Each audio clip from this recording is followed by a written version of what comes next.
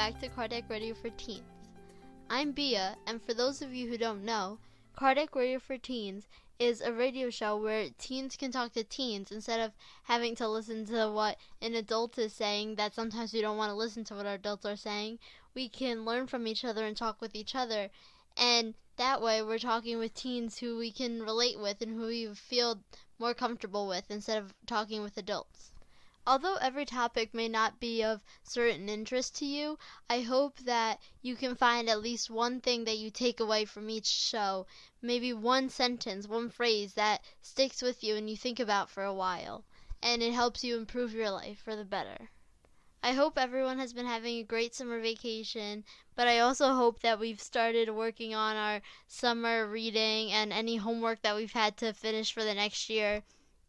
For the next school year, because I know for me I have summer reading and I have a calculus packet with a whole bunch of questions and so much stuff that needs to be done before school year. So if you haven't already, I suggest starting before it's last minute and you're cramming for it. We don't want to start off the school year already in a bad note of procrastination, do we? In most of my radio shows, I try not to be too strictly focused on spiritism because I want to make it enjoyable for all religions, for all types of teens to listen to. But as this is Cardiac Radio for teens, and that is a really important part of my culture and how I was raised in this radio show, and I think it's really important that we talk about it. At the United Nations event that I've talked about before, it was said that you have to tolerate other religions, you have to accept other religions. But how are we supposed to tolerate and accept and maybe even believe what other religions think when we have no idea what they think? When we have no idea what it's about. We just know a vague name and a vague concept, but we have no inside sources. We have no inside information. We don't know anything about it. How can we accept or tolerate something that we don't even know what it is? And many people don't know what spiritism is, so I think it's really important to have a time where we can talk about it and talk about little key points here and there that have to do with and relate to spiritism. And if spiritism isn't exactly your religion, it's not exactly what you follow, I still hope that you can learn something new, because it's all about accepting and tolerating others, just like how we learn about other cultures and other ways of living, and we accept those ways of living even though it's different from ours. I hope that we can all get something from today's lesson and maybe realize that our religions aren't so different and they have some similarities, or maybe even if they are not similar, maybe they have interesting concepts that you've never thought of. So I hope that no matter who we are out there, I hope we can all get something from this lesson. I recently got a book as a present called Spiritism 101, and it really does a great job of understanding the basic and some key points within Spiritism that may seem like vague concepts to people, and some people may not really understand it. So this book really takes a good job to kind of take key words that most people don't understand and simplify it and explain it. So I'd like to go through the book and go through some of these key words and phrases that they give, and go through some of the explanations and see what it really means, how it can really relate to us. And it's like a dictionary, and we're finding a phrase and we're like, wow, I have no idea what that means. And then we can break it down and figure out what it means, put it into context, and see how it all works together. How the book starts off is really interesting. It starts with a title called Spiritist Principle. And then there's a little two sentences that really says a lot. It says, Spiritism is expressed in three aspects: science, philosophy, and religion. The fundamental principles lie in the restoration of the gospel of Jesus, in order to renew humankind and its spiritual future. So that beginning part is really important to understand, because it's saying how not only is Spiritism just a religion, but it also has philosophy and a science part to it. And these three aspects make Spiritism what it is. It's not more of one than the other. It's equally, and they're split up. It's a science and a religion and a philosophy. So that's a really important thing to understand right from the beginning. Skipping ahead a few pages in the book, there's one that's titled Allan Kardec, which, as you may have noticed, which is also the name of the radio show, which comes from Kardec Radio for Teens, which the Kardec comes from Allan Kardec. So, if some people don't know, if they need more clarification, I'm going to go through what the book says and kind of give an explanation of who he was. In the book, it gives a brief paragraph that kind of explains exactly who he was, so I'm going to read that to you because it's very concise and says exactly what you need to hear. Allan Kardec was an educator, writer, and French translator. He lived between the years 1804 and 1869, at the time of Napoleon Bonaparte. He was well known and respected because he had been a student and disciple of Johann Heinrich Pestalozzi, one of the greatest teachers in Europe. In Paris, he had connected with various mediums and researched on communication with spirits. He realized that there was a spiritual world consisting of intelligent beings, invisible to our eyes. These beings were spirits. They explained that there was life after death, that the important thing is to do good, to practice charity, and that we will live as many times as necessary to become beings of light. Allan Kardec gathered his set of ideas and codified them in several books. He coined the word spiritism, and because of that, he is known as the codifier of spiritism. So that last part's really interesting where it calls him the codifier of spiritism, because he didn't invent spiritism. It wasn't something that he just thought of and invented it. He communicated with the spirits, and from what they told him, he was able to codify everything that was being said and his understandings and the spirits' understandings. And it wasn't just him inventing things, it was proof of it. That's why there is the science aspect to it. So the basis of the knowledge of spiritism comes from what Allan Kardec codified of what he communicated with the spirits. Allan Kardec wrote many books, which include the Spiritist book, a book that contains 1,018 questions to the spirits. And there was also the Medium's book, the Gospel According to Spirits, Heaven and Hell, and the Genesis, and many, many, many others.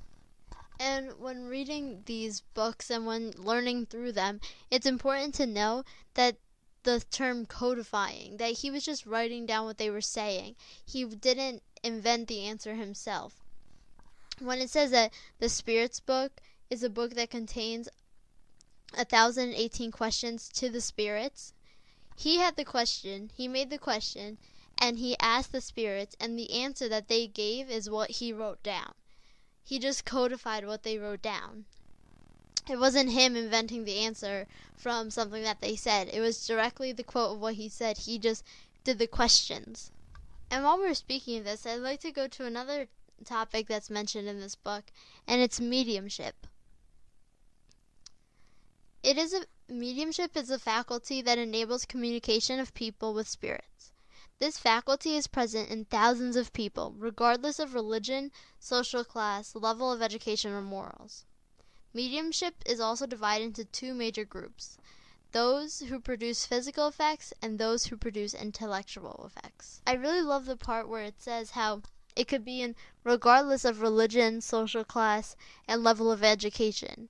So it's not about who you are, if you're a big time star or if you're dedicated to spiritism and you read all the books. It could be whoever, wherever, whenever. Doesn't matter religion, social class, or anything like that. To explain the differences where they said the physical effect and the intellectual effects, the mediumship of physical effects, that faculty is used by the spirits to provoke various physical movements, such as carrying objects, manipulating perfumes, and making the tables lift, and including making spirits visible. However, these mediums are very rare nowadays. And there's a reason for that, but let's go over the second one, and then we'll go over why the reason of that there's less of those these days. Mediumship of intellectual effects, and mediums with this faculty are those who receive intellectual communication from spirits. They can be speakers, psychographers, hearing mediums, painters, etc. With this mediumship, one can learn more about the spiritual world. So, with the physical, it's something moving, something, you hear something, you hear a knocking, you see something. And that's what physical is, but intellectual is when it's like through your mind, like painters, psychographers, hearing mediums. And that's what this is really important where it says is where one can learn about the spiritual world.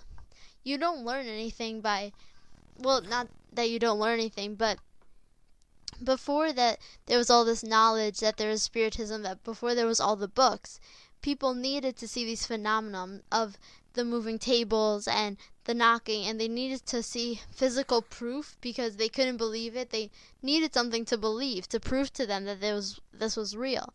So they had all of these phenomena occurring. But now that we already have that knowledge, we already know that happened, and we don't need that. We don't need more proof on that, but we need to continue our learning. We can't just be like, okay, so they're spirits, and they can knock on a door, and that's it. We can't just leave it at that. So we have to go deeper and understand and have intellectual conversations and learn and grow.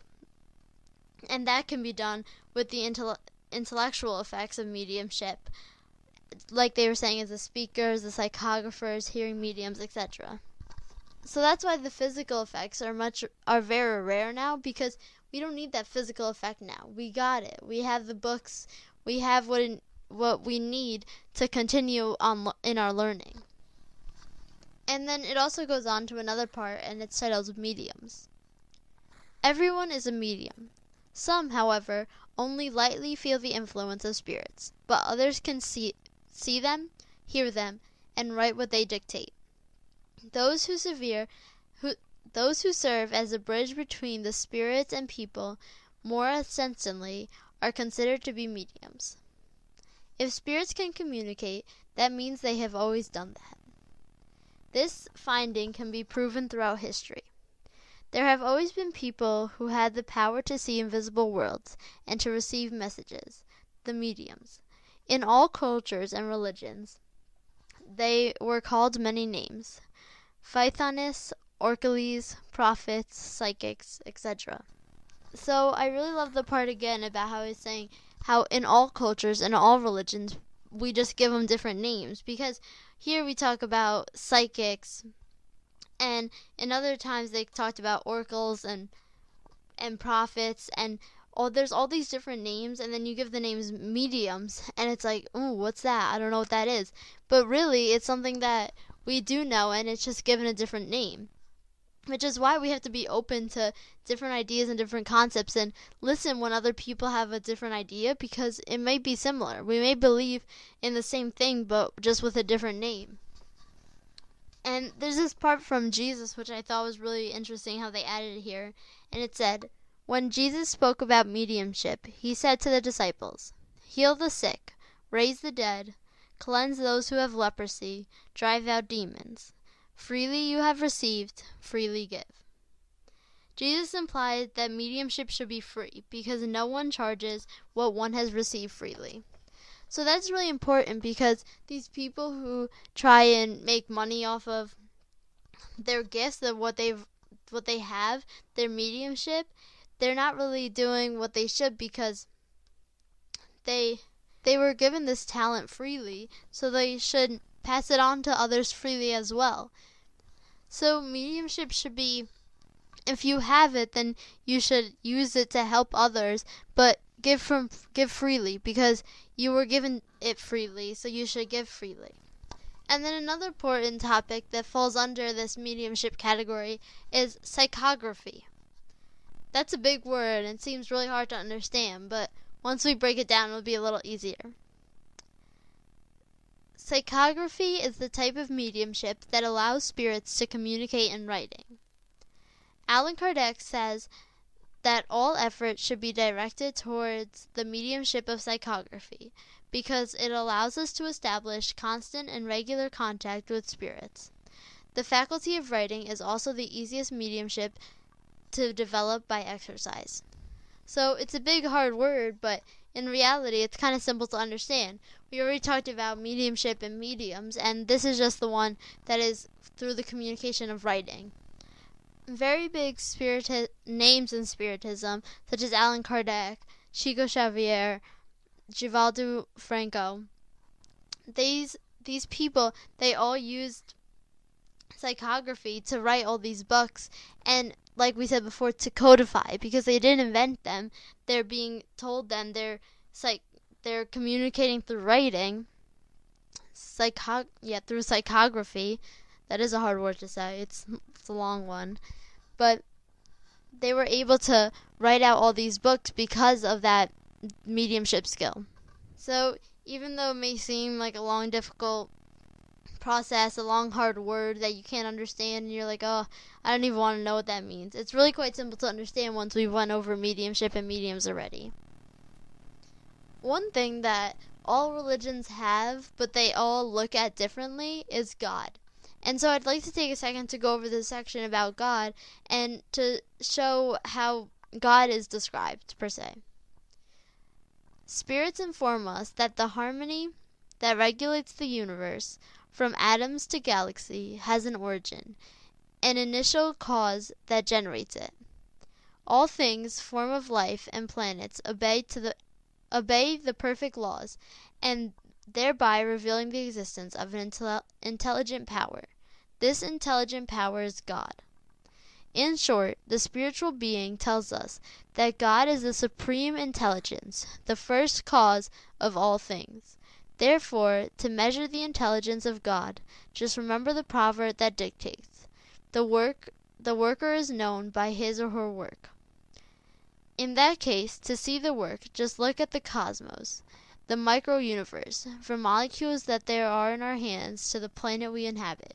We can find out the level of the author's intelligence. So basically what they're saying here is that he is the supreme intelligence, and to understand how supreme, if you think about an author, if it's an author, of how good of an author they are, you look at what their bestsellers, their best work of writing, and you look for what they've written, how good it was, how many they sold. So if he's a supreme intelligence, we look at all he did and imagine how much he did. If the little tiny atoms that we can see in microscopes, the ones that we can't see, and then the big planets and everything in between, and that's all God. So imagine how supreme that intelligence must be.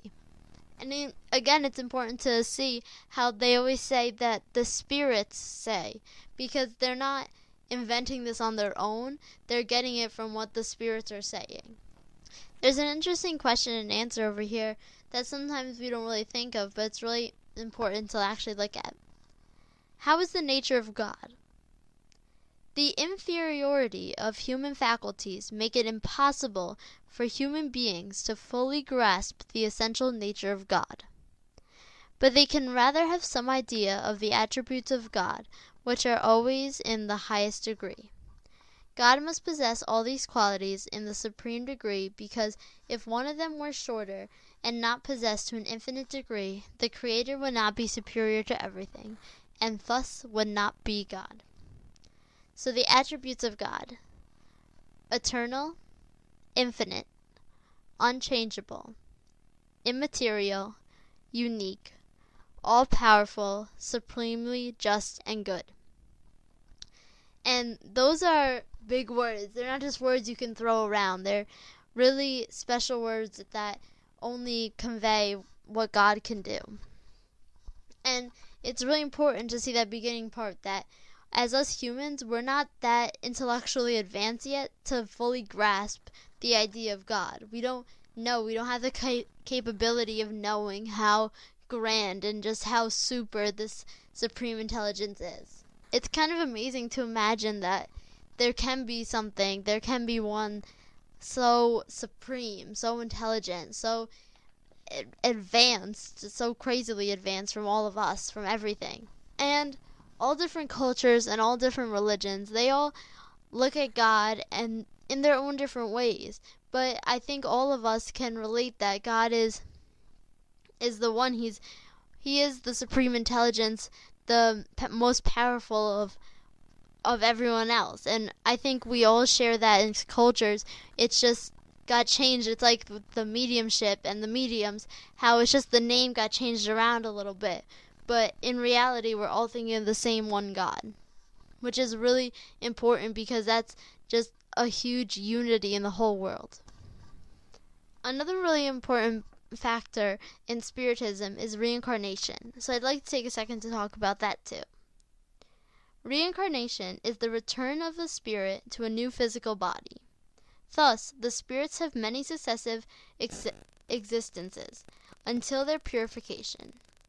Allan Kardec called it plurality of existences, and he defined it as the only explanation that corresponds to the idea that we form of God's justice towards human beings. Since immemorable times, reincarnation is part of the knowledge of ancient peoples, initiating centers, and religious schools. Belief in reincarnation has its origin in the early days of humanity. Its knowledge is the key to understanding the gospel of Jesus. But then, if we reincarnate, why don't we remember our past lives? Divine law does not allow us to remember everything. There is a veil that hides the details of the past so that we can act with greater freedom. If we remembered the past, our lives would nowadays be in torment because of memories of unfortunate acts that we possibly committed, such as crimes and betrayals. So people always think, well, if we're reincarnating, if we had past lives, why don't we remember our past lives? How come we don't? But there really is a good explanation to that, because imagine, not saying that we all just had horrible past, but imagine if we came back not only with, good memories of the past, but all the negative memories of the past. We're going to have all of those with us. All those betrayals, all of those crimes we might have committed. And because right now, we are the best that we are. We're the best me. I'm the best me today. Because all the other, we've been progressing little by little, slowly by slowly. Each reincarnation we progress. So right now is the best me that there has ever been. So before, there was probably more mistakes than there is now. There's probably more hurting than there was now. So we don't want to remember everything, because then we'd be miserable and we wouldn't be able to move on, because we'd be stuck at that glump of, I remember what I did wrong forever ago, but it's still haunting me. So it's actually a blessing that we're able to forget. But how are we able to prove reincarnation? The memory of previous lives, researched by a renowned psychiatrist, is one of the most compelling methods of proving reincarnation. Experiments prove the truth of the past. Patient identifies places, dates, kinship, names, and old facts. So although most of us do have the blessing of forgetting what happened in our past lives, there are a few people who do remember. And these people who do remember are a good example that prove to us that reincarnation does exist. It's like when we see on the news those little kids who are 2 years old and they just get in front of a piano and they play it perfectly. Well, that's most likely because they played the piano beautifully in their past life and they took that with them. And we don't know which past life, maybe it was a few past lives ago, but we know that they did. And so they have that with them and they remembered it and they just played it. So it can be little stuff like that, and it can also be bigger stuff like we were talking about before, the memories that we don't necessarily want to remember. So we can remember stuff, and even if we don't have an exact recollection of, I did exactly that, but we can have little memories of, I feel like I've done this once, or like when we say deja vu, like you feel like this happened before. And lastly, I'd like to go over one last point in this book, and it's Jesus. Jesus is the spirit responsible for the creation of our planet. When he incarnated on earth, he taught us the supreme law of unconditional love. Love your neighbors, including your enemies. The existence of Jesus was an example of doing good, forgiveness of sins, and charity towards all, so his life serves us to follow as model. His teachings of humility and love were recorded in the gospel and are moral guides for us. Jesus is recognized as a model and guide for humanity. His life is the way to know the truth. Is Jesus the ruler of the planet? Yes. He coordinates the team of angelic spirits responsible for Earth's harmony and evolution. He is part of the community of divine spirits coordinating the lives in all planets. So that's kind of an amazing way to think about it, and a lot of people don't think about it like that he's coordinating our planets, the Earth's harmony and evolution. Imagine how grand of a job that is. And it's amazing to think about, and a lot of times we just take it for granted and we don't really think about it. And a lot of people think about it in different ways. But the way they described it in this book was really interesting to think about. I hope that we are all able to get a little bit more insight on some of the key aspects in Spiritism. And not that that's all, because there's infinite learning left to do, and we can never learn enough. But it was a good little briefing of a few key points, and I hope everyone was able to take at least one thing away from that. I hope you all continue to have a great summer in these last few weeks of summer vacation that we have, and get started on your summer reading if you haven't, and your summer homework, because school's coming up. Don't wait till the last minute. This has been Kardec Radio for Teens. Thank you all for listening.